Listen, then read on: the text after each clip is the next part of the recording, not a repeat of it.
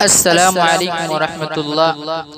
आइए हज़रात गिरामी, 2020 विधानसभा इलेक्शन बिल्कुल सर पे है, लिहाजा मैं तमाम लोगों से गुजारिश करता हूँ कि आप जो है अपने अपने वोट का सही इस्तेमाल करें। मैं इसी वोट के हवाले से 4 मिसर आपकी नजर करता हूँ, मुलाहिजा करें।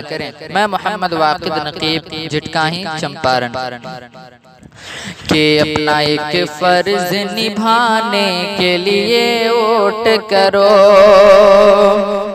अपना एक फर्ज निभाने के लिए वोट करो, अपना एक फर्ज निभाने के लिए वोट करो, अपनी दस्तार बचाने के लिए वोट करो, अपना एक फर्ज निभाने के लिए वोट करो, अपनी दस्तार बचाने के लिए वोट करो।